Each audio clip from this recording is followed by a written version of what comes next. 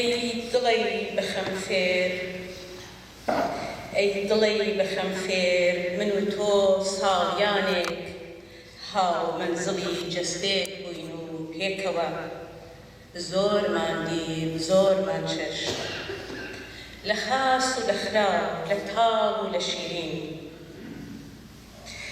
گەلێک هەوراز و لە شێومان بڕی و سارد و گەرمیەکی زۆرمان پێکەوە چەشت زۆر شت فێر بووین و زۆر کەسیشمان لە زۆر شت تێگەیاند ئەی دڵی بەخەم فێر هەنووکە هەر هاو مەنزڵی هەمان جەستەی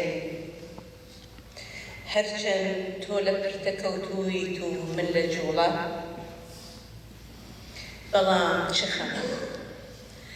بەڵام چ خەم دەبینی خۆ ئەوە دەیان و سەدان هاوڕێی دڵسۆزی لە مێژینە ڕێبوارانی هەمان کوێرەڕێ کە من و تۆ سەدانی تر لەم هاوڕێیانە کردمان بەجادە ئامێزی خۆشەویستیان بۆ گرتینەکەوە و درێژەدەری ڕێبازەکەی من و تۆن تا گەیشتن بە لوتکەی ئاوات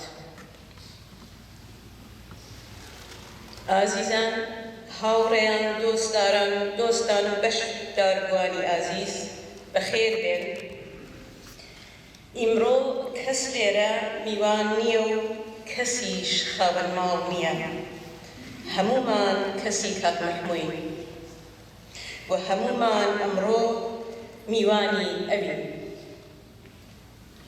بۆیە هەموومان سەرخۆشی لە یەک دەکەین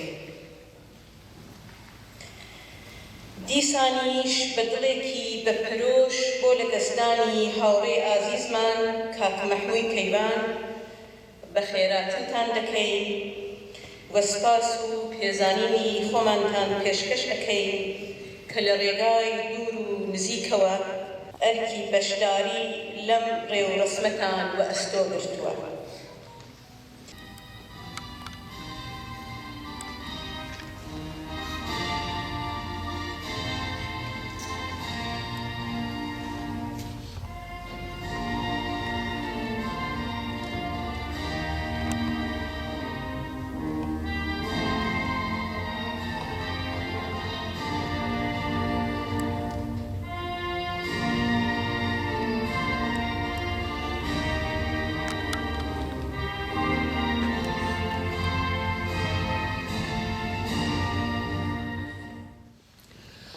بەیانیت باش بەفری هاوڕێ بۆ تەنیایی چیت هێناوە خەمێکی سپی نیوەڕۆت باش نمەی بارانی غەریبی بۆ تەنیایی چیت هێناوە خەمێکی تەڕ ئێوارەت باش بای بێداڵدە بۆ تەنیایی چیت هێناوە خەمێکی تیژ شەو باش باڵم دەی تاریکی بۆ تەنیایی چیت هێناوە خەونێ نە بەفری تیانوێ و نە باران نە باو نە تەنیایی و نە چاوەکانی شاعرێ شێرک و بێکەس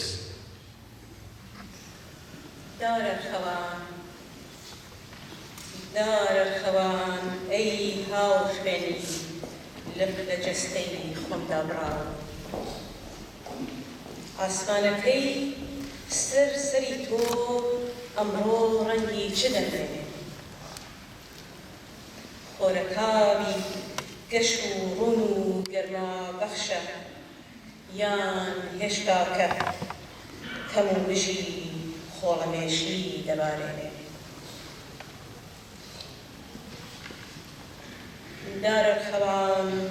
دارە خەوان ئەمە چ ڕەمز و رازێکە لەگەڵ هەموو کۆچیارێکی بەهارانە لەگەڵ برینی تەشەناو لەگەڵ شەپۆڕی شیوەن و تازیەباری دڵی ئێمە سەر هەڵدەدا دارە خەوان هەموو ساڵێک خوێنی پەرەسیلکەی یاشق وشکە زەوی تێر ئاو دەکا. هەموو ساڵێک خوێنی پەرەسیلکەی یاشق وشکە زەوی تێر ئاو دەکا. دارە خەوان ئەی هەنجێری خوێنانی زەوی، تۆ داوێنی بەیان بگرە و لە سوار چاکی تیش تێپەڕی خۆر بپرسە کەی دەبێ کەی بە مەڵبەندی شێو شی و دۆڵی ئەم خەمەدا بین و تێپەڕی. دارە خەوان ئەی هێشوی خوێن، بەرە بەیانان کە کۆترەکان لە لێواری بەر پەنجەرەی کازیوەدا دەگەمێنن،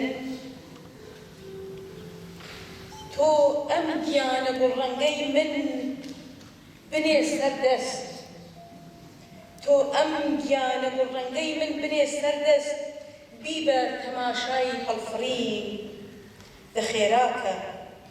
دەخێراکە هەواڵانی بەڕێکەوتووی ئەم ڕێگایە چاوەڕوانی هاوسەفەرن.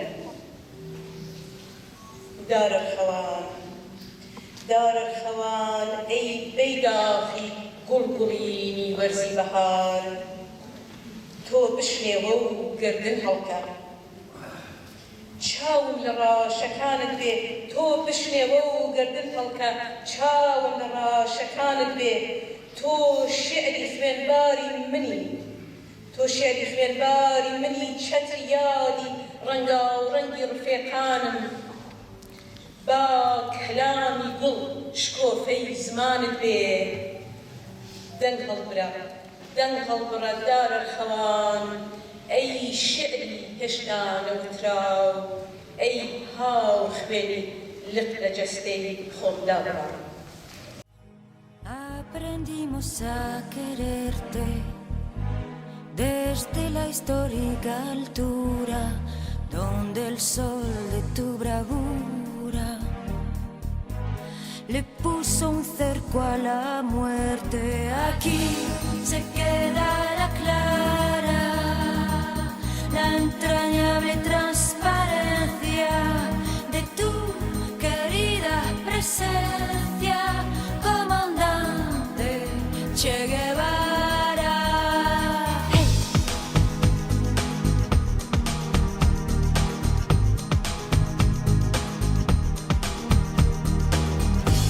Vienes quemando la brisa con soles de primavera para plantar la bandera con la luz de tu sonrisa. Aquí se queda la clara, la entrañable transparencia de tu querida presencia, comandante Che Guevara.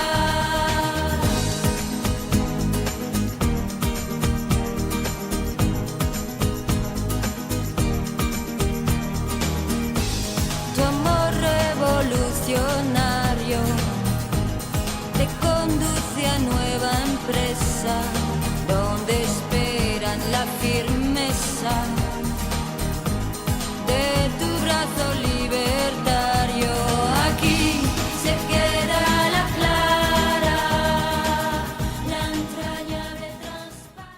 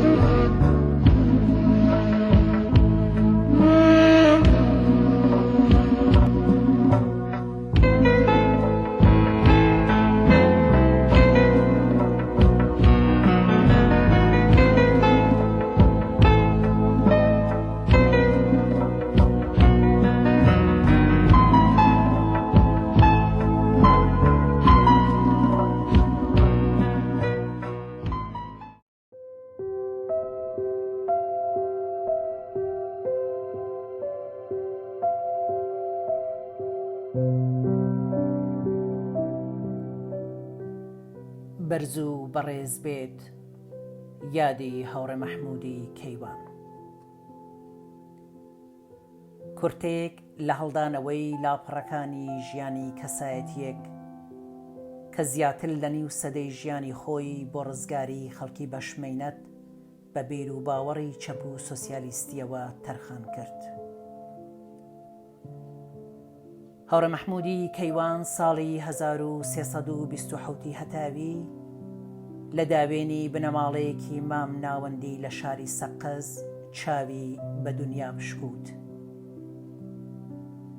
دوایەوەی کە تەمەنی هەڵکشا لە مەکتەبدا دەستی بە خوێندن کرد و بەهۆی زیرەکیەوە پلەکانی خوێندنی بە سەرکەوتووی بە ئەنجام گەیاند و دواتر لە ڕشتەی ئەدەبیدا دیپلۆمی وەرگرت.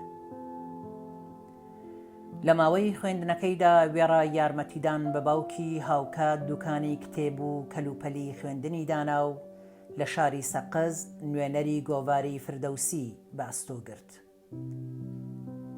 هەروەها بەهۆی ئەوە کە لە بواری خەتاتی بەهرەیەکی باشی تێدا بوو هەندێک جاریش تابلۆ و نووسینی لەسەر شیشە بە ئەنجام دەگەیاند. بەڕێز مستەفای کەیوان براگەورەی کاک مەحموود کە دەبیر و بەرپرسی دەبیرستانی شاپووری سەقز بوو و خاوەنی خوێندنەوە و توانای ئەدەبی لە ئاستێکی زۆر بەرزدا بوو و دواتر بوو بە مامۆستای دەبیرستانی دارالفنون و نووسەری کتێبی نەورۆز لە کوردستاندا، لە بواری زانست و خوێندنەوە و بە دوادا چووندا کاریگەریەکی تایبەتی لە سەر کاک مەحموود بوو و هەر بەو بۆنەوە کەش و هەوای ناو بنەماڵەکەیان بوو بە شوێنێک کە قسەی ئەدەبیات و مێژوو بابەتگەلێکی تری تێدا بکرایێت. هەر ئەمە بووە هۆکارێک کە سەرنجی هاوڕە مەحموودی زیاتر بەرەولای خوێندن و فێربوون ڕاکێشا. هەر لە منداڵیەوە هاوڕێ و دۆستی کۆمەڵێک بوو کە لە دەورانی مێرمنداڵی و گەنجیەوە خولیای کاری سیاسی و بیرکردنەوە لە ژیانی خەڵکی هەژار و نابەرابەریە کۆمەڵایەتیەکان بوون. لە هاوڕێ هەرە نزیکەکانی ئەو سەردەمەی دوو کەسایەتی سیاسی و خەباتکار و زۆر ناسراو هاوڕێیانی گیانبەخت کردو کاک حەمەحسێنی کەریمی و کاک یەحیای خاتوونی بوون. ئەو کۆمەڵە تێکۆشەرانەی شاری سەقز بە بیر و بڕوای چەپ و سۆسیالیستیەوە بوون بە پێشەنگ بۆ لاوانی کەم تەمەنتر لە خۆیان و هەروەها بە هەڵس و کەوت و بیر و ڕای سیاسیان نەسڵێکیان بۆ ڕێبازی سیاسی و خەباتکردن پەروەردە کرد. هاوڕێ مەحموود پاش وەرگرتنی دیپلۆم وەک مامۆستا لە مەکتەبی ئاواییەکانی مازوارە و ڕەنگەڕێژان لە گەورک و سەرشیوی سەقز دەستی بەکار کرد. ئەو پەروەردەی ناوژیانی خەڵک بوو بەهۆی کار و کاسبی باوکی لە بازاڕ و دووکانی خۆی بە تەواوی لە چەموخەمی ژیانی چین و توێژەکانی ناو کۆمەلگادا شارەزا بوو و لە حەقیقەتدا پەروەردە و هەڵکەوتووی ناخی کۆمەلگا بوو. ئەزموونی ژیان و تێگەیشتووی سیاسی کاک مەحموودی لە ژیانی شەخسی و سیاسیدا خاراوتر کردبوو.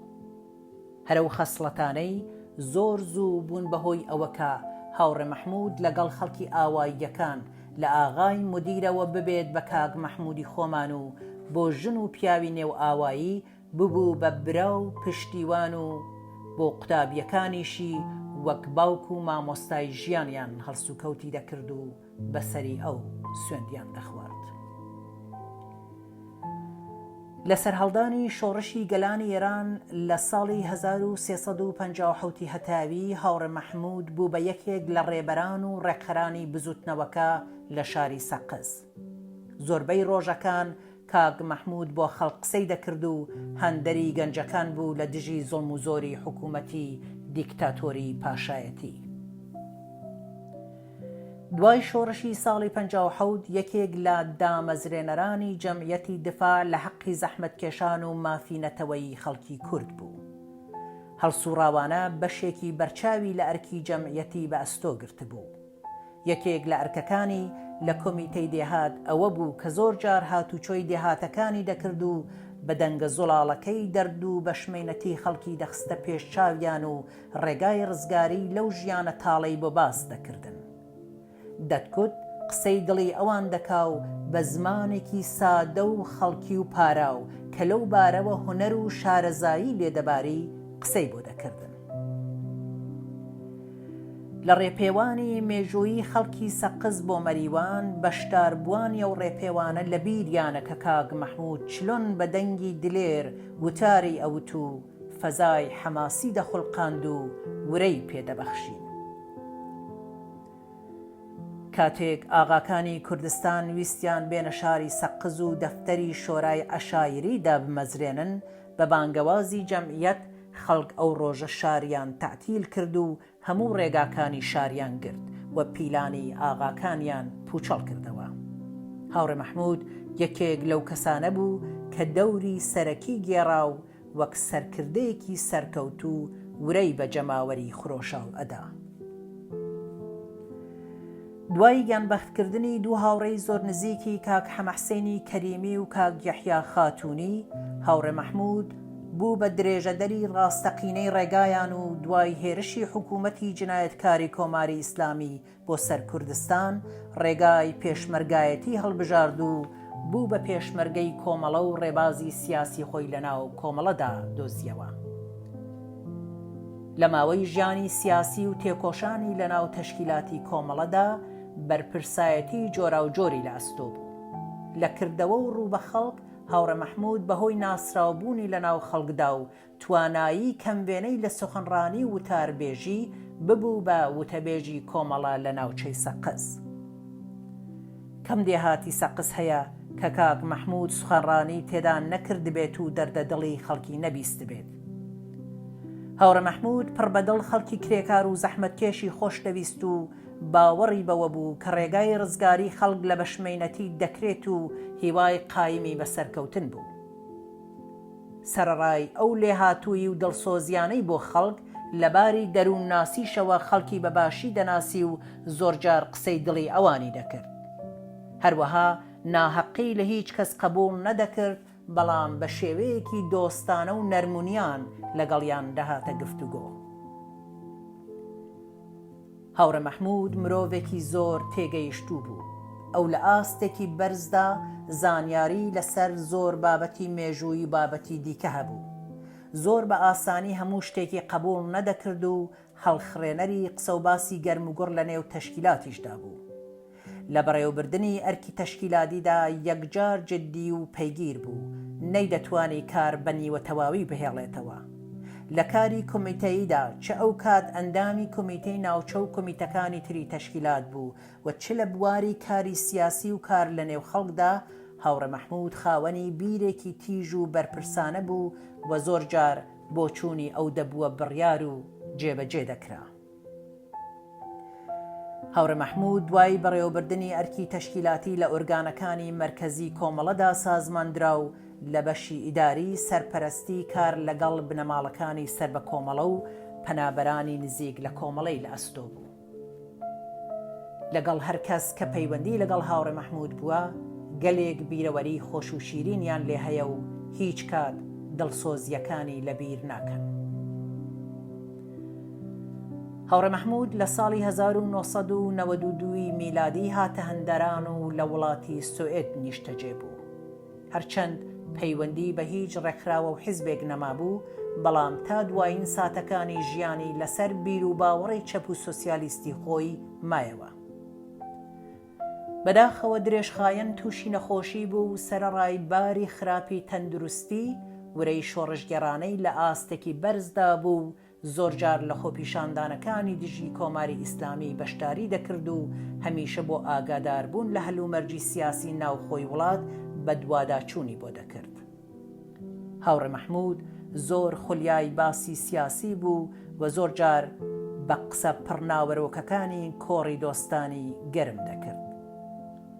زۆری دەخوێندەوە و ئینسانێکی بە مانای ڕاستەقینە، زانا و ساحب ئیدە و نەزەر بوو. هەڵسوکەوتی هاوڕێ مەحموود لەگەڵ هاوڕێیانی لە هەموو بەشەکانی تەشکیلات و دۆست و ناسراوانی وەک برایەکی دڵسۆز و سەمیمی بوو و هەروەها قسە خۆش، ماڵخۆش و ڕۆحسووک و بەڕاستی خۆنەویست بوو. بەداخەوە ڕۆژی دووشەممە 27 فێڤریەی 2023 میلادی لە دوای ماوەیەک زۆر دەست و پەنجە نەرمکردن لەگەڵ نەخۆشیەکەی، دڵە گەورە و میهرەبانەکەی لە لێدان کەوت و بۆ هەمیشە بەجێی هێشتین. هەر بۆیە کاتێک کە هەواڵی کۆچی دوایی هاوڕێ مەحموود بڵاو بووەوە، هەموو نزیکان و ئەو کەسانش کە تەنیا ناوبانگیان بیست بوو زۆر پێی خەمبار بوون. لە ڕێوڕەسمی سەرخۆشیەکەی لە شاری سەقز خەڵکێکی زۆر بەشداریان کرد و ڕێزیان لە ناو و یادیان کرد. ئەمە تەنیا کورتەیەک بوو لە ژیان نامەی پڕ لە شانازی و سەربەرزانەی هاوڕێ مەحموودی کەیوانی خۆشەویست. ماڵاوە تێکۆشەرە نەسرەوتووەکە، ماڵاوە براو پشتیوانی خەڵکی بەشمێنەت و کۆڕیارانت، یادی ئازیزت بەرز و بەڕێز بێت. ئامادەبوانی خۆشەویست و هاوڕێیانی ئازیزی کۆڕی ماتەمینی دوایین ماڵاوایی لە هاوڕێ ئازیز و خۆشەویستمان کاکە مەحموودی کەیوان، وێڕای سڵاوێکی گەرم سپاس لە بەڕێوەبەرانی ئەو کۆڕە کە زەحمەتیان کێشا و ئیزنیاندا بە من وەکو هاوڕێیەک و شاگردێکی کاک مەحموود لە ڕێگای دوورەوە هەم چەپکە گوڵی ڕێز و خۆشەویستی لە دوایین ماڵاوایی و لەسەر گڵکۆکەی دابنێم و هەمیش یادێ بکەم لە هاوڕەیەکە لە ماوەی 44 ساڵدا یەکێک لە ئازیزترین هاوڕێیان و بەڕاستی یەکێک لە مامۆستایانی ژیانی سیاسی و پێشمەرگانەی من بووە. پاش هەواڵی بیستنی کۆچی کاکە مەحموود، ژیانی کاک مەحموود وەکو فیلمێکی سینمایی هاتەوە پێشچاوی من. ئەو لەحزەیەی کە لە ڕۆژی 26 ڕێبەندان پاش گیانبەختکردنی کاک حەمەحسێنی کەریمی و پاشەوەی کە تەرمی ئەو ئازیزە لە گۆڕستانی سەقز بە خاکسپێدرا هاتینەوە پێش مزگەوتی جامعە و کاک مەحموود لەسەر سەیارەیەک ڕاوەستا و بۆغزێک لە گەرویە بە دڵێکی پڕ لە حەسرەتەوە ڕایگەیان کە 3 ڕۆژ لە کوردستان بۆ مەرگی مهەندیس حەمەحسێنی کەریمی ماتەمینی گشتیە. لەو کاتەوە من کاک مەحموود ناسی، دواتر لە جەمعیەتە بە عنوانی یەکێک لە دامەزرێنەرانی جەمعیەت، بە عنوانی یەکێک لە چالاکان و هەڵسوڕاوانی سیاسی و تێکۆشەری ماندووی نەناس لە شاری سەقز، بە عنوانی کەسێکە دواتر لە جەولەکان و لە ژیانی پێشمەرگایەتیدا لەگەڵی بوو. کاک مەحموود یەکێک لەو تێکۆشەرانە بوو کە لە شەڕی سێمانگەدا لەو حەوت هاوڕێیەی تێکۆشەر و ماندوو نەناسی ناوچەی سەقز بوو کە دواتر پێشمەرگە گەڕایەوە ناوشار، یەکێک لە بەرپرسانی کۆمەڵە و یەکێک لە سیما ناسراوەکانی هەمیشەگی کۆمەڵە لە ناوچەی سەقز بوو. کاک مەحموود مبەلغێکی لێهاتوو بوو، کەسێک بوو کە لە ناو دڵی کرێکار و زەحمەتکێشە لە ناو خەڵکی هەژار و ڕەش و ڕووددا بە تایبەت دوای گرتنەوەی شارەکان زۆر بە زوویی جێگای دەکردەوە. هەمومان لە بیرمانە ئەو کاتانەی کە کاک مەحموود لە ئاواییەکان قسەی دەکرد یا لە کۆبوونەوە گشتیەکانە قسەی دەکرد، خەڵک بە چ شور و شەوقێکەوە گویان لێ دەگرت. بەڕاستی دەتوانین بڵێن ئەگەر ئەمڕۆکە باز لەوە دەکەین کە فکری سۆسیالیستی، بیری ئازادی خوازی، بیری بەرابەری تەڵەبی نێوان ژن و پیا و لە کۆمەلگای کوردستانە کۆمەڵایەتی بووەتەوە، مەدوینی زەحمەت و تێکۆشانی کاک مەحموود و کاک مەحموودەکانە. هیچ ڕووداوێک نییە لەو سەردەمەدا کە کاک مەحموود نەخشی تێدا نەنواند بێت و چالاکی تێدا نەکرد بێ. کاک مەحموود لە ناو دڵی خەڵکی هەژار و ڕەش و ڕووددا خۆشەویست و جێگای متمانە و جێگای باوەڕ بوو. لە کوردستانی عێراقدا پاشەوەی کە هێزەکانی ئێمە گواسرانەوە بۆ ئەم دیو سنوورەکان، لە ڕاپەڕینی ساڵی 91دا کاک مەحموود لە شاری سلێمانی دەورێکی کاریگەری گێڕا لەگەڵ زۆر یەک لە چەپەکان، لەگەڵ سوسیالیستەکان، لەگەڵ ئازادی خوازەکان پەیوەندی بوو و ئەزمون و تەجروبەی شوراکانی کوردستانی لە بەشی ڕۆژهەڵاتە بۆ ئەمدی و گواستەوە و پردێکی ارتباتی نێوان دوو بەش لە خەباتی ئەمدی و ئەودیوی سنوورە دەستکردەکان بوو.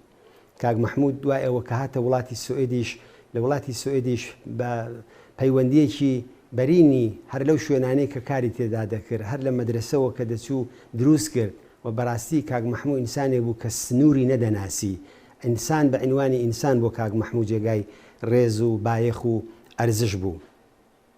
لە ئەم ساڵانەی دواییشدا دوای ئەوەی کە بەداخەوە نەخۆش کەوت بەڵام کاک مەحموود بە جسم بە جەستە نەخۆش بوو بەڵام بە مێشک هەر چالاک بوو. کاک مەحموود بنیادەمێک بوو بەڕاستی دەتوانم بڵێم بیرمەند بوو بیری دەکردەوە. کاک مەحموود تێکۆشەرێک بوو کە لە هەموو بوارەکانە قسەی بووە وتن بوو. بنیادەمێک بوو کە خۆی بە کۆمۆنیست دەزانی ئینسانێک بوو کە تا باوەڕی بە ڕزگاری چینی کرێکار و هەژار بوو باوەڕی بە دامەزراندنی کۆمەلگایەکی سۆسیالیستی و بەرابەری خواز بوو و بەدڵ حەولی بۆ دەدا بۆی تێدەکۆشە. کاک مەحموود لە ئەو دەورانەیش کە لە دەرەوەی وڵات بوو لەو چێشمە کێشم و ڕووداوانەیش کە لە ناو جەرەیانی ئێمەدا هاتە پێشەوە هەمیشە لایەنگری کۆمەڵەیەکی کۆمۆنیستی گرتووە و خۆی بەو لایەنەوە تەداعی دەکردەوە بۆ کۆمەڵە زۆر جێگای شانازیە کە کەسی وەکو کاک مەحموود بە شانازیەوە پێی بڵێ کاک مەحموود یەکێ لە کادرە باشەکانی ئێمە یەکێ لە ئەندامە دڵسۆز و هەڵسوراوەکان بوو ئەگەر چی لەباری تەشکیلاتیشەوە ئەو پەیوەندیی نەمابێت. ئەو ساڵانەی ئاخریش سەرڕای ئەوەی کە کاک مەحموود نەخۆش بوو کاک مەحموود ژیانی مەزئی ماڵی و ئەوانەی کەسێکی بە ئیمکان نەبوو بەڵام هەموو ساڵێک 5,000 کڕۆن یارمەتی لە وەزعیەتی ژیانی خۆی دەگێڕایەوە دەیناردەوە بۆ کوردستان و تەحویلی هاوڕێیانی ئێمەی دەدا و بارها بۆ خۆم هێناومەتەوە کە دەیکوت ئەوە بەرەرەوە بە شۆخی و ئەوەیە حەقی ئەندامەتی ساڵانەی منە. کاک مەحموودیان ئەرکرد بە سەرشانی هەمومانەوەیە تۆ زۆر ماندوو بووی تۆ زۆر عەزیەتی کێشە ئارەزوود ئەوە بوو کە کۆماری ئیسلامی بە لە گۆڕ بنرێ ئارەزوود ئەوە بوو کە کۆماری ئیسلامی نەمێنێت و بە ئارەزوەکان و ئاواتەکانمان شاد بینەوە. بەداخەوە ژیان ئەو مەجالەی بە تۆ نەدا زۆر دڵت بەو شۆڕشە خۆش بوو. 3 ڕۆژ پێش یان بەختکردنی تەلەفۆنی بە یەکەوە قسەمان کردووە وتت لەوانەیە یەکتری نەبینینەوە ماڵاوە هاوڕێم ماڵ ئاوە مامۆستام ماڵ ئاوە ئینسانە تێکۆشەر و دڵسۆز و ماندووی نەناس و خۆنەویستەکە.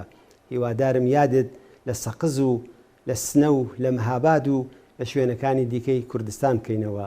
سەرخۆشی لە هەمووی هاوڕێیان لە هەمووی ئازیزان لە براو خوشکەکانی و لە کەسوکاری و لە ئازیزانی دەکەم و چەپکە گوڵی ڕێز و خۆشەویستی بۆ یادی کاک مەحموودی ئازیز و خۆشەویستمان دادەنێن. یادت بەخێر بێت هاوڕێ خۆشەویستەکەم مامۆستا بە ڕێزەکەم. هاوڕێیانی خۆشەویستی مەحموود نزیکان و ئامادەوانی خۆشەویست من وەکو هاوڕێکی سیاسی مەحموود کەیوان بە خێراتنتانەکەم. مەحموود کەیوان دیارە لە باری سنیەوە چەند ساڵێ لە من بچووکتر بوو بەڵام هاوڕێی سیاسی من بوو. لە وەختەوە مەحموود کە خۆی ناسی سەری هەڵدا لە چوارچەوەی کتێب و خوێندنەوە و مەتالعە و دوکان و کەسب و کاری ژیانیا کەوتە سەر هێڵی سیاسی و سەرڕای ئەوە چەند ساڵێک لە ئێمە بچووکتر بوو ئەو کەسانی کە کاک ئەحمەد باسی کرد وەکو یەحیای خاتوونی حەمحسێنی کەریمی دکتۆر شاکری حەیبەڵای بلووری ئەمانە ئێمە بازنەیەک بووین لە سەقزە. ئەم بازنە بوون بە بژێڕ و مدیریەتی ڕاپەڕین و قیامی سەقزیان ڕێخست بوون بە بناغەی ڕێخستنی یەکێتی جوتیاران جەمعیەتی دموکراتیکی زەحمەتکێشان شۆرای دموکراتیکی کۆمەڵایەتی لە شاری سەقز کانونی معەلیمان و گردنی پادگانی سەقز و شارەبانی سەقز و بنکە ئەمنیەکان لە ناوچەی سەقزە. ئەم بازنە بنەڕەتی حرەکەتی جوڵانەوەی ڕاپەڕینی ساڵی 57 سەقز بوون. جا مەحموود یەکێک لە بەگێڕانی چالاک و تێکۆشاوی ئەم ڕەوتە بوو. هەر لەقێکم ڕەنگی میوەی خۆشەویستی گرتووە هەر لەقێکم ڕەنگی میوەی خۆشەویستی گرتووە داری بەژنم دانەوێ یەک ژانی دی هەڵناگرێ. کاک مەحموودجان مێژوویەکی جوانت بۆ خۆت تۆمار کرد. لە خۆرنشیندا جۆرە غەمگینیەکەیە کە لەسەر باڵە تەنکەکانی خۆی بە ئەسپایی هەڵمانەگرێ و لە دواییشدا بەیەواشی لە ناو مێرگە جوانەکانی یاداوەریدا دامانە بەزێنێ. لە کەژاوەی ئێوارەیەکی سپی و لە شێوەی خەونێکی پێڵوتەردا ئەو خەیاڵە باڵگرتوانە بردمیانەوە بۆ سەفەرێکی دڵگیر، بۆ ئەو شوێن و ساڵانە، ڕێگاکان، کانیەکان، گۆندەکان، کەسەکان، خانووەکان، بردمیانەوە ناو چیرۆکی ئەو پێیانە کە هەرگیز لە ڕۆیشتن ماندوو نەدەبوون و هەمیشە لە گەڕاندا بوون، بە شەو، بە ڕۆژ، بە هەفتە، بە مانگ. پێشمەرگەیەک لە ژیانی خۆیدا چەند دەڕوا، زۆر جار لە شۆڕشتا کە ناچار دەبوویت زۆر بڕۆیت، کاتێک هەر دەڕۆیت و ناگەیت تەواوی هەستی خۆت دەخەیتە سەر ئەو دەنگانەی کە ڕۆیشتن، هەوا، تاریکی و جارجاریش دەنگی شریخەی گولە دەیان خوڵقێنێت. شەوێکی بەفرانباری ساڵی 1361 هێزێکی 60 کەسی گۆندێکی سەر ڕێگامان کردە هەوار. کام گۆند بوو، ناوی چی بوو نازانم. پورێگیان میوان ڕادەگرن، فەرموون باوکەکەم ماڵی خۆتانە، جا میوانیش ڕانەگرین چی بکەین؟ هەرچیمان هەیە هی ئێوەیە، ئێمە خاوەن ماڵ نین، پیاومان لە ماڵ نییە. ئەم هەموو زەحمەتەتان بۆ کێشاوە دایە گیان، بخۆن دایکتان کوێر بێ کە من بم. بەسەر ماڵاندا دابەش بووین، سەماور هەڵکرا، نان و پەنێر و ماست هات، نان و چاییمان خوارد و چوین بۆ مزگەوت. خەڵکی ئاواییمان لێ کۆبووەوە، لە دەرەوە وردە وردە بەفر ئەباری. پیاوێکی قیت و زیت بە لەشێکی باریک و سووک، کلاشینکۆفێکی 5 بزمار لە شاندا.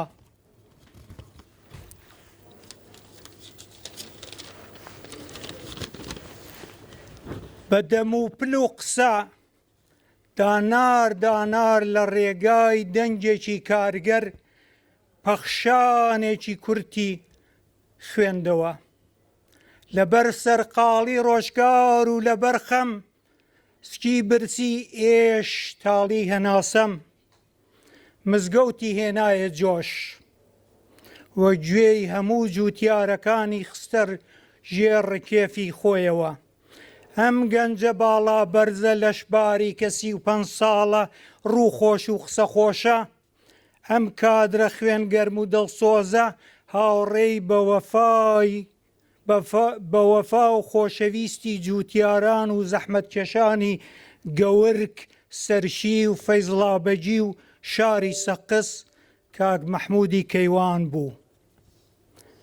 من کاک فوادم نەدیت بوو، وەلێ هێندەیان باسی هەڵس و کەوت و ڕەوشبەرزی کاک فواد بۆ ئێمە کردبوو کە زۆر جار دەمگوت هیچ دوور نییە بەشێک لە ڕۆحی بەرزەفڕی کاک فواد لە جەستەی ئەم کاک مەحموودەی ئێمەدا هێلانەی چێکردبێ.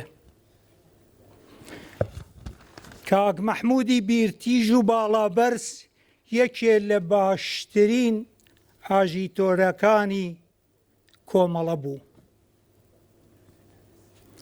زوڵم دای ئەچڵەکاند، ڕەنگی پەڕیوی کێڵگەکان و جووتیارەکان دەیان پرسیاریان لەلا دروست دەکرد. خەباتکارێکی 24 عەیار، ماندوونە ناس و یەکێ لە خۆشناوترین بە بێغراق یەکێ لە خۆشناوترین کادرە خەڵکیەکانی کۆمەڵە بوو لە گەورگ، سەرشی و فەیزڵابەجی و شاری سەقس. یادی ئازیزی بەرز ڕادەگرین و هەر وەکو چۆن خۆشەویستی سەقس تەواو نابێ ئاوا نابێت، یاد و ناوی مەحموودی کەیوانیش ئاوا نابێت و دڵنیام ڕۆژگارێکی زۆر زۆر درێژ لەگەڵمانە دەمێنێتەوە. لە کۆتاییدا پڕبەدڵ سەرخۆشی لە کاک مستەفای برای لە خانمەکانی خوشکی لە ئەندامانی بنەماڵەکەی و هیوادارم چۆن بەرگەی دووری و ڕۆژە سەختەکانیان گرتووە هەر بەو شێوەش بەرگەی ئەم پەژارە و ناخۆشیێش بگرن. سپاستانەکەم بەشدار بووان. میراتی بەردەوامی نەسڵێک بە بۆنەی کۆچی دوایی کاک مەحموودی کەیوان. کۆچی دوایی کاک مەحموود کەیوان کۆچی یەکێک لە خۆشەویستترین و خەڵکیترین کەسایەتیەکان بوو کە لەگەڵ تۆڕێکی بەرین لە هەڵسوراوانی سیاسی و خوێندەوارانی نەسڵی خۆی ڕێکخراوی کۆمەڵەیان بە دوای شۆڕشی ئێران لە ماوەیەکی کورتدا کردە ڕێکخراوەیەکی جەماوەری و بەرین. گێڕانەوەی ژیانی کەسایەتیەکان وەک هەر دەقێکی دیکە کە بۆ ڕابردوو دەڕوانێت لە ڕوانگەیەکی دیاریکراوەوە ئەنجام ئەدرێت کەوابوو هەر ژیان نامەیەک دەتوانێت بەنۆبەی خۆی سەرنج ڕابکێشێت بێ ئەوەی لە بەرامبەر ژیان نامەیەکی دیکەدا دابدرێت. لەوانەیە ئەم وتارە چەند دەقەیەک زیاتر لەوەی پێویست کاتتان بگرێت، بەڵام هیوادارم بە سەبرەوە لەگەڵی بن. کاک مەحموود یەکێک لە کەسانی بەرجەستەی نسڵێکی دیاریکراو بوو کە بۆ لاوانی شاری سەقز کە هەڵکشانی جسمی و فکریان هاوکات بوو لەگەڵ یەکێک لە ڕووداوە مەزنەکانی سەدەی بیستەم جێگایەکی تایبەتی هەیە. شۆڕشی 57 هاوکات بوو لەگەڵ خۆنواندنی کۆمەڵە کە بە خێرایی بووە ڕێکخراوەیەکی جەماوەری و وتاری سیاسی و کۆمەڵایەتیەکەی لە زۆر لایەنەوە چارەنووسی کوردستان و بەرەی چەپی لەو کۆمەلگادا دیاری کرد. ڕێکخراوەکانی دیکەی چەپ وەک فەدایی، پەیکار، ڕێگای کلێکار و تەنانەت حیزبی توودە خاوەن پێگە و ڕێکخراوی خۆیان بوون. بەڵام کۆمەڵە لەبەر ئەوەی ڕۆڵێکی چارەنووسسازی لە بزوتنەوەی کوردستاندا گێڕا وردە وردە پێگە و شوێنێکی دیکەی چنگ خست. لێرە مەجال نییە چاوخشاندنێک بەسەر ڕووداوەکاندا بکەین کە هەموو کەمتا کورد لی ئاگدارین. بەدوای ڕووداوەکانی ساڵی 58 و نیزامیکردنی کوردستان لە سایەی هەزاران پێشمەرگە لە ڕیزی حیزبەکان و کاری نهێنی هەزارانی دیکە لە شارەکان لە ساڵەکانی دەیەی 1360دا کوردستان مەیدانێکی بۆ درێژخایەنبوونی شۆڕشێک ڕەخساند کە لە باقی شوێنەکانی دیکەی ئێران سەرکوت کرابوو. بەم جۆرە خەباتی خەڵکی کورد درێژەی ستان و ئەو بناغەیەی پێکێنا کە لە دەیەکانی دواتردا هانا و مەیل بۆ درێژەدانی خەبات کۆبکاتەوە. بەڵام ئاماژەی ئەم وتارە نەک بە ڕووداوەکان بەڵکو پێناسەکردنی دەورگێڕانی مێژوویە.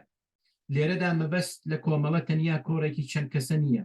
لە ڕاستیدا کۆمەلگای ئەو کاتەی کوردەواری نەک تەنها لەگەڵ ڕێکخراوەیەکی دیاریکراو بەڵکو لەگەڵ بزوتنەوەیەک ڕوبەڕوو ببوو و لەوانەیە ئێستاش هەروە بێت. لە گێڕانەوەی مێژووی حیزبەکان مەیلێک دەیهەوێت گەشەی ئەو حیزبە تەنها لە کارنامەی ڕێبەراندا کۆبکاتەوە. دیارە کەسایەتی لە مێژوودا زۆر گرینگە و هەر کام لە ئێمە دەتوانین کەسایەتیەک کە ڕەوتی مێژووی دیاری کردووە ناو ببین. لە کوردستاندا ڕێبازی کۆمەڵە لە کەسایەتی کاک فوئاددا کۆ دەبێتەوە. کەسانی دیکەش لە ڕێبەری ئەو ڕێکخراوەیەدا بێگومان ڕۆڵی گەورەیان گێڕاوە، ڕۆڵی گرینگیان گێڕاوە. بەڵام بۆ ئەوەی ڕێکخراوەیەک لە کۆڕێکی بچووکەوە خۆی بکاتە حیزبێکی جەماوەری و گوتارەکەی سێبەر بەسەر کۆمەلگاکەیدا بکێشێت، جیا لە ئیرادەی کەسەکان پێویستی بە هەلومەرجی تایبەت و گەلێک هۆکاری دیکە هەیە. لێرەدایە کە دەوری ئەو جۆرەی من ناوی دەنێم تۆرگەلێکی بەرینی هەڵسوراوانی سیاسی و نەسڵی خوێندەواری ئەو سەردەمەمان بۆ دەردەکەوێت کە خۆیان بەرهەمی ئاڵوگۆڕەکانی ئێران لە دەیەکانی دوای جەنگی دووهەمی جیهانی بوو. کۆمەڵە وەک ڕێکخراوێکی بەرین زەرفێک بۆ تێک ئاڵانی ئەندامانی ئەو تۆڕانە بوو کە لە ژنان و پیاوانێک پێک دەهات کە ئاکامی خوێندنی هاوچەرخ بوون و لە جەرگەی ئاڵوگۆڕی مەزنی کۆمەڵایەتی، ئابووری، فەرهەنگی، سیاسی، تەکنۆلۆژیکی و جنسیەتی ئەو ساڵانەدا باڵایان کرد. لە ڕاستیدا سەردەمی دوای شەڕی جیهانی دووهەم تا شۆڕشی 57 یەکێک لە گرنگترین ئەگەر نەگرنگترین چاخەکانی مێژووی هاوچەرخی ئێران پێک دەهێنێت. گرنگە ئاماژە بکەین کە ئەم سەردەمە بەستێنێکی جیهانی هەیە. کەم وڵات هەیە لەو سەردەمەدا ئاڵوگۆڕێکی مەزنی لە پێکهاتەکانی تاقی نەکرد بێتەوە. دەرکەوتنی ئایدیۆلۆژیای تون ئاژۆ هەم لە ئاستی دەوڵەت و هەم لە ئاستی ئۆپۆزیسیۆن دیاردەیەکی دیکەی ئەو سەردەمەیە. نمونونەکان زۆرن. لەو سەردەمەدا ئیسلام وەک ئایدیۆلۆژیای شۆڕشی لێدێت. چاکسازی لە خزمەت شۆڕشی کۆمەڵایەتی وەلا دەنوێت. لە ئاستی دەوڵەتدا دەوڵەت دەبێتە حکوومەتی یەککەس قەومگەرایی ئفراتی کە خۆی لە جەشنی وەک تەختی جەمشید نیشان دەدات وە گەشەی سیستەمی زیندانەکان یا باوکردنی دیاردەی ئەعدام و پێکهێنانی زیندانی ژنان لایەنگەلێکی دیکەی ئەو هەڵچوونە ئایدیۆلۆژیکیان. وەک ئاماژە بە ئاڵوگۆڕی فکری لەو سەردەمەدا باوەڕەکانی جیهانی سێهەم مارکسیزم، باوەڕی خەباتی چەکدارانە، شۆڕشی کۆمەڵایەتی، بوومیگەرایی و ئیسلامی سیاسی، تێئۆریەکانی گەشە و نوێسازی لەو باوەڕ و مەکتەبە فکریانن کە لە ناخی ئاڵوگۆڕە مەزنەکاندا وەک بەدیل سەریان هەڵێنا و هەوڵیان ئەدا جوابێکی گونجاو بۆ ناکۆکیەکانی سەردەم بدۆزنەوە. یەکێک لە تایبەتمەندیەکانی ئەو سەردەمە گەشەی خوێندنگای نوێ لە کوردستان و زۆربوونی زانکۆ لە شارە گەورەکانی ئێران بوو.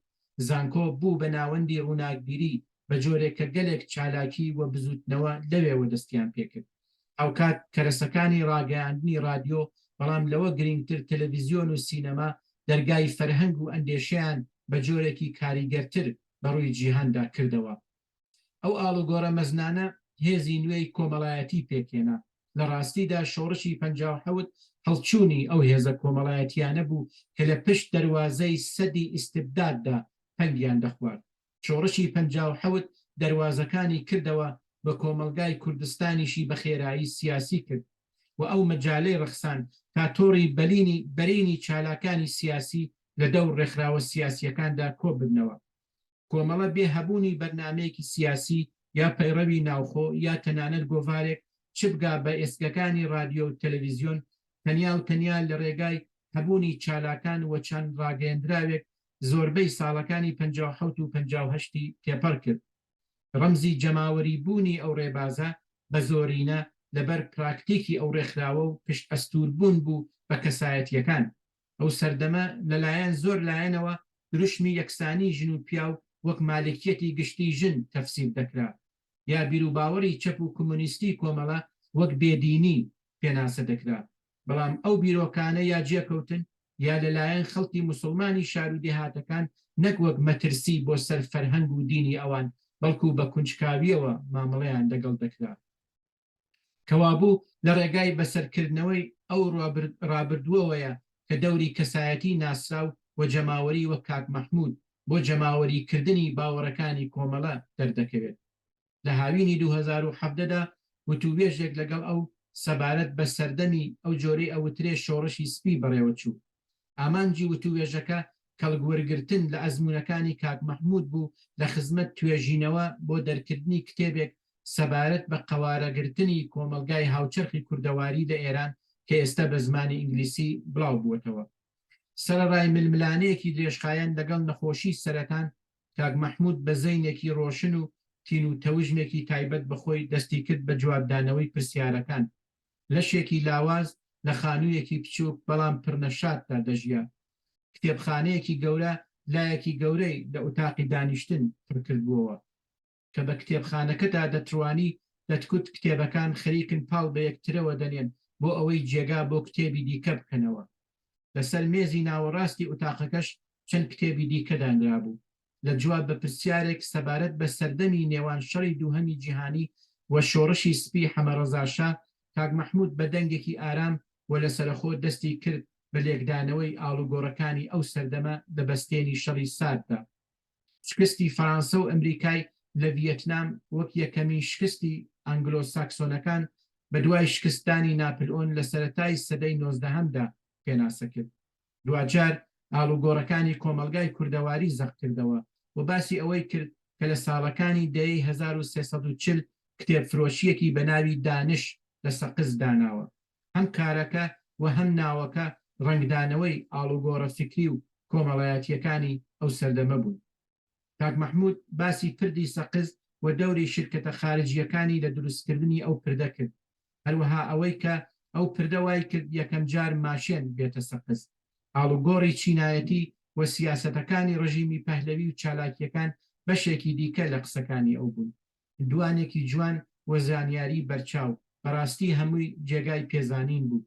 کاتێک وتوێشکەر ناوی کتێبێکی دەهێنا کە ئەو نەیخوێندبووە، کاک مەحموود خۆی بۆ سەر مێزەکە کۆم ئەکردەوە، قەڵەمەکەی هەڵەگرت و ناوی کتێبەکەی دەنووسی. ئەم ڕەوشتەی ئەو هەستێکی خۆشی بە کەسی بەرامبەر دەدا و پیشانی دەدا کاک مەحموود هەم بۆ توێژینەوە و هەم بۆ ڕای دیکە ڕێزدادەنێت. ئەمە ئاخرین دیدار، بەڵام یەکەم دیدار نەبوو. کەسانی وەک ئێمە ئەومان لە کاتی ڕێپێوانەکان و قسەکردنەکانی لە سەقز و دەوروبەردی بوو. کەسێکی میهرەبان بوو، بە وتەی هاوڕەکانی بە خەمی هەڵسوکەوتی دروست لەگەڵ خەڵکو و بە خەمی ماڵ و داهاتیانەوە بوو. لە ساڵەکانی دواتر زۆرێک لە لاوانی سەقز خۆمان لە پەنای کەسانی بەو جۆرەدا لە بەرەنگاری لە بەرامبەر کۆماری سێدارە لە کوردستان دیەوە. متمانەیە کە خەڵک بەو هێزە سیاسیەی هەیبوو مەدیونی ماندووبوونی کەسانی بەو جۆرە بوو. بەڵام تا ئەو جێگای بە کەسایەتی جەماوەری و گرنگی ئەوان بۆ ڕێکخراوە بزوتنەوەیەک دەگەڕێتەوە، ئاماژە بە سێ خاڵی گرنگ ئەەکەم. یەکەم، بەشێکی بەرچاو لە ڕێبەران و ئەندامانی ئەو ڕێکخراوە کە جەماوەری بوونی ئەو ڕێبازەیان زەمانەت دەکرد پیانیان بەخت کردووە. بەداخەوە لەسەر ئەم بابەتە زۆر کەم نووسراوە یا باس کراوە. گرنگی ئەم بابەتە لەوەدایە کە بەشێکی بەرچاوی ئەو نەسڵە لەباری فیزیکیەوە لە ناوچووە، لە هیچ کۆمەلگایەک وەها زەربەیەک بە ئاسانی قەرەبوو ناکرێتەوە. پرسیار ئەمەیە ئەم ڕووداوە چەندە لە شکڵدان بە داهاتووی ئەو ڕێکخراوە کاریگەری هەبوو. دووهەم خاڵ ئەوەیە کە بەشێکی گرنگی دیکەی ئەو نەسڵە کە بە دوای 10 ساڵ لەباری جسمیەوە فەرسوودە و ماندوو ببوو لە جۆگرافیای خۆی دوور کەوتەوە و لەبەر چەند هۆکار کە سەرەکی ترینیان بڕیاری ڕێبەرایەتی ئەو ڕێکخراوەیە، خاسیەتی ڕووناکبیری و خۆتێوەدان لە کۆمەلگای خۆی تا ڕادەیەکی زۆر لە کیسدا. پرسیار ئەوەیە ئایا چۆن دەکرێت ئەم خەسارە قەرەبوو بکرێتەوە؟ وەک خاڵی سێهەم، لەبەر چەند هۆکار کە دایمە جێگای قسە و باسن، کەسایەتێکی وەک کاک مەحموود لە کۆتایی ساڵەکانی دەیەی 1360 بە جۆرێک کەوتنە پەراوێزەوە. یەکێک لە هۆکارەکان لانیکەم مەیداندانی ڕێبەرانی ئەو ڕێبازە بە جۆرێک لە بەناو تێئۆریهایەک بوو کە خۆیان نێونەتەوەیی و پاراوتر لە ئیدیۆلۆژیەکانی دیکەی هاوتایان پێناسە ئەکرد. ئاکانی ئەمە داکشانی گرنگی کەسەکان و شوێنی چالاکی ئەو ڕێکخراوەی لێکەوتەوە. لە کاتی ماڵاوەی کاک مەحمووددا و بیر بهێنینەوە کە کاتێک وەها کەسانێک خۆیان ناکۆک لەگەڵ ئەو جۆرە بەناو تێئۆریانەدا دەبینەوە، ئەوە کەسەکان نین کە دەبێت سەرزەنش بکرێن و لێیان بەگومان بن.